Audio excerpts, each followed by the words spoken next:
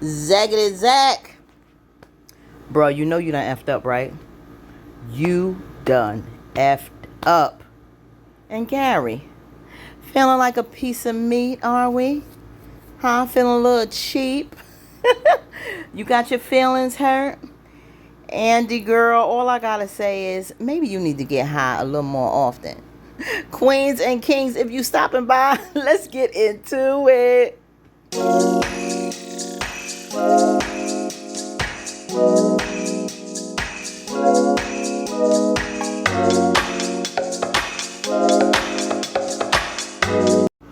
Now, where we left off, our sis Karen was letting the ladies know she had that paternity test with her doctor at the hospital, and she found out who the baby daddy really is. Okay, this put another level of, I guess, security and confidence on who's the father. Now, Dani is a little upset because she said she'd rather give that respect to whoever the father is and let him know first. But she's like, well, wait a minute, Heifer. You really not gonna tell us? Now, she thinks that Karen told Andi, because they besties. Andi comes first. She's always her rock, and they're not trying to hear it. Now, trying to find out how our sis, is doing, going through all of the emotions. Dani had to go in her purse and get him a little, anxiety uplifter.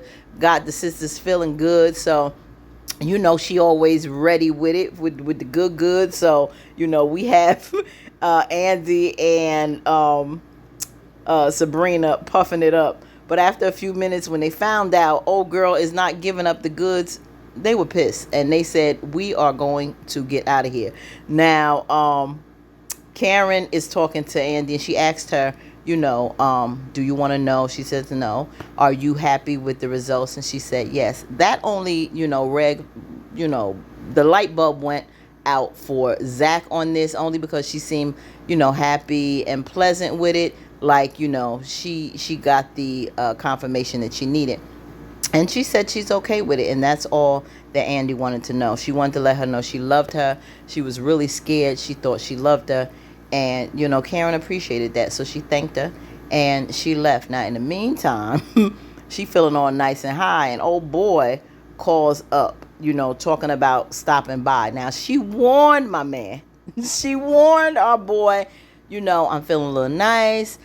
He thinking, oh, we can feel high together. He gonna get the good. She's like, I'm gonna be real honest. He was like, well, that's all I want. You can be honest, but Gary, you was really setting yourself up because she warned you. I know back in the day, when I used to drink, it was like true serum for me, having a little, taste, put me in a little nice feeling mood, but it really had me be brutally honest with people.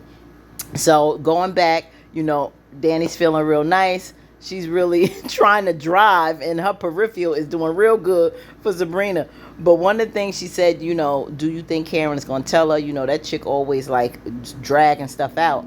And she had to really think. She said, Sabrina's like, she going to tell us. But she was like, let me know who is the baby father. So she was feeling like it was Aaron, because she said, that preacher stuff, you got something to prove, I guess Mr. Potent preacher, she thinking it's him. But Sabrina like, no, I'm thinking Zach, for the simple fact that she seemed a little happy.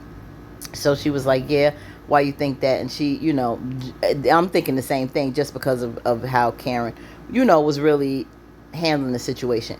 And so she told her, Dani really don't want her to, her financial situation. She explained not to give this, African man all her money. She was like, I'm having a rough time. I lost my job.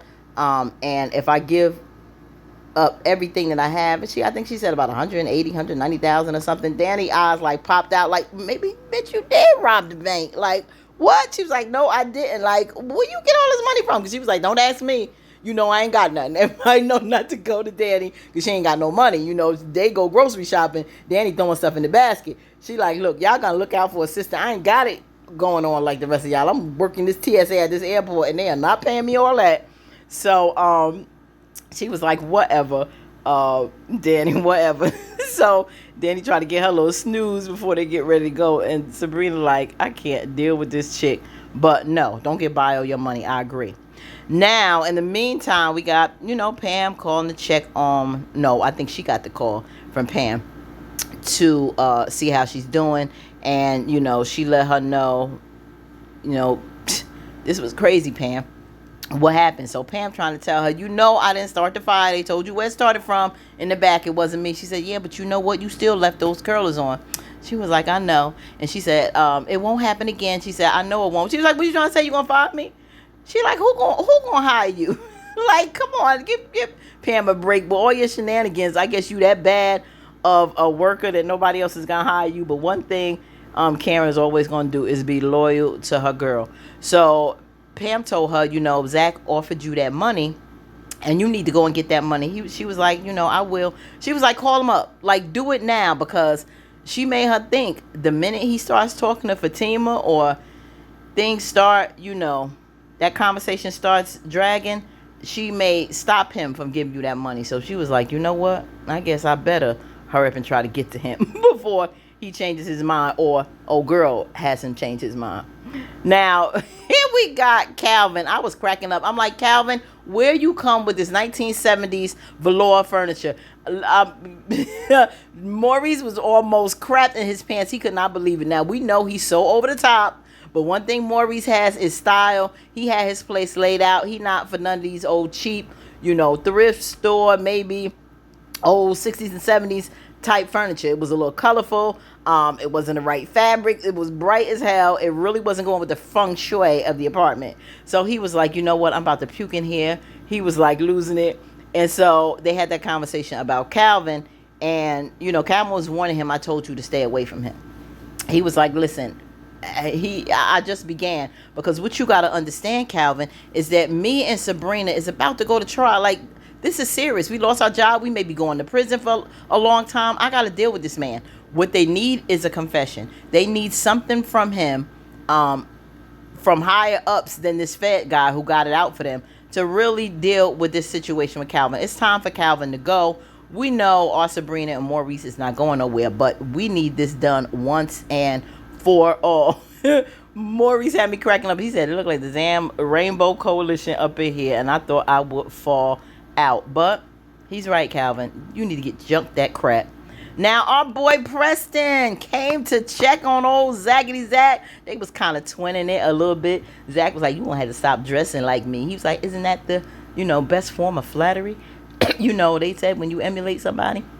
And he wanted to really check and see how he was doing, because even Preston saw this situation on how he was carrying on. And he said, how is Fatima? He was like, everybody, this woman almost died, place burnt down, and everybody's eyes is on Fatima. Yes, because we know you really was hurt over the situation, but we also know you got some serious fire on your hands with Fatima. He was like, you just came over here to be nosy, just like Dani, you need to worry about her.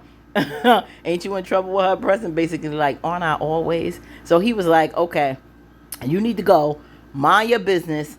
I'm okay, I'll talk to her, leave, next time call. He was like, maybe. He was like, whatever. He was like, deuces. But I love them. This is a friend you need to have in your corner, Zach. Keep Preston. That's my dude. So he gets on the phone, call Fatima. She gets the, this is Fatima Wilson. Leave a message. Old girl not answering. So he was like, damn. Went on but his business. Now, this was the scene of the night. Gary thought he was going to get some. And basically, Andi was like, I don't feel like it. It's not happening. She went and questioned and told him, sometimes I ask, why am I with you? And I realized that, it's basically just for the sex. He was like, it's more to me than that. And she went on to talk about how much of a beautiful black man he was. She make me feel so good. And he's like, okay, tell me more. So he was eating it up. But after a while, she was like, you come with a lot of baggage, though. You come with a lot of baggage. And she went through so much with him. And he was like, am I more than just sex? Like, you trying to tell me that's all it is? She was like, listen, when a woman is lonely and she don't have nobody, and this is so true, she will put up with just about anything just for that company. And it may mean degrading herself. It may mean putting up with a lot of unnecessary garbage. but just to feel something, to eliminate the dead. A lot of times we do that, but she's, getting, an awakening. She was like, bruh, you really not my type. I go really, like, back in college, basically for 6'5", and so she made like his stuff was real small, and he was like, first he liked the flattery, but she was like, oh yeah, like my friend from college. Then she like, where's my phone? And he like, you really gonna do this? Like, you gonna call old boy while I'm here? And she was like, yeah, because evidently old boy used to put it down. You not my type. I went shorter.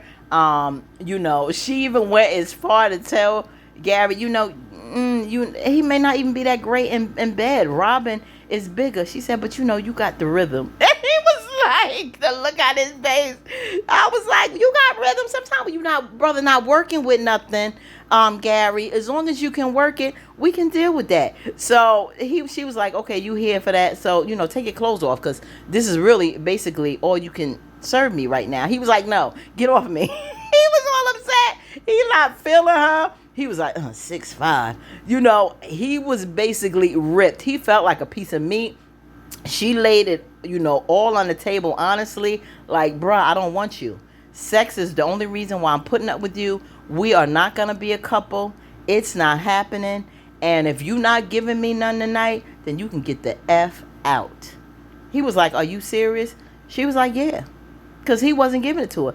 For once, I saw Gary, like, get his jacket and leave. Because he realized, I don't really even desire you like that. I'm putting up with you, bruh. So whatever little bit of dignity he had, I'm like, Dani. I mean, not Dani, because I'm thinking about the smoking. So of course I'm thinking about Dani. But I'm like, Andi, sis, this is all you needed? A hit of Dani's good to eliminate this, bruh? To put him in his place? To let him know you ain't the one? There's no future with you? I'm just putting up with you for a little good time? She was like, get the fuck up out of here. Get out. Bye. I don't need you for nothing else. And he left. I was like, yes. You don't know how much I was cheering. I needed that. Woo, that was good. Now, here we got Aaron coming by Karen's. And I'm like, where was this hug at the scene of the fire? You hugging her now, but I didn't see none of that except for Zach, who didn't want to let go, and her girls. But now you want to talk. And the strange thing about this, put in the comments what you thought about Andi and Gary and what you thought about this scene here, because you want to talk about this woman when you should talk about my well-being. How am I doing? When I was laying on the floor damn near dead, and luckily, the guy next door came to save me. You want to talk about this woman? She really saw the love from Zach and her girls, but none of that was being expressed or shown when it came from Aaron. I'm sorry. So she told him, I can't do this. I guess she'll talk to him another time if he happens to be the daddy, but she wasn't feeling him right now. With all that love and emotion that Zach was showing, that's on the back of her mind right now. So she basically put old boy out, and she said, my main concern is checking out my place and see who this other second person that died in my establishment, because his wife popped herself in his shop. And so he let her know that Gary found out that it was a homeless guy, what his name was, and she wanted to know how he got that information. He told her that Gary knows someone at the mayor's office that got that for her. So now she knows who to identify. Rest in peace, sir. Sorry he lost his life in her shop yet again. So it's such bad karma when it comes to Karen's shop. She really does need an overhaul and redo that place, because it's just too much bad juju going on in that space. So Aaron was like, okay, he has no choice but to take his tail between his legs and mosey on out of there, because she don't want to hear it. So I am really, really dying to find out if Aaron really is the father, because she really is not feeling him right now, and I don't know if she wants to deal with him for the rest of her life. Now, she gets on the phone, and of course she gonna call her baby daddy, the love of her life, Zach, and she's like, you know who I am? And He's like, yeah, I know who you are, and I'm glad it's you, and I just wanted to hear your voice, and just doing too much damn extra. I was just too through with Zach, just doing too much. Like, he really acted as if this was his woman. I'm just, happy, going down memory lane and how things were, and now she's holding the phone like a little teenager. Her whole body language was just so sucked in. She was just so sucked in by him, like, just saying all the right things. I don't hate you, Karen.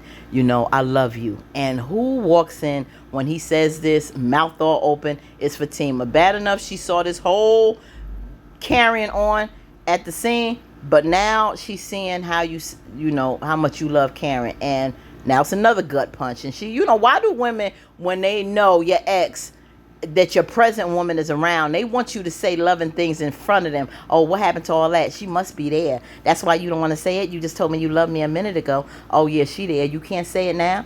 Okay, you gonna meet me tomorrow? He was like, yeah, I can do that. Now the language done changed. When you confront it with somebody and you done got busted.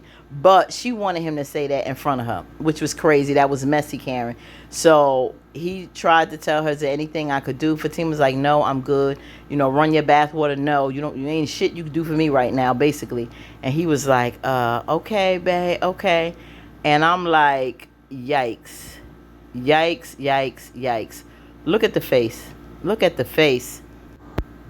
This is a woman who's really been deflated and in turmoil. So what do you think? Next week, we saw the previews. She doesn't know what she's going to do about this engagement. The whole situation with Zach and Karen. Are we going to finally find out who the baby daddy is? Until next week, family, stay blessed. Peace.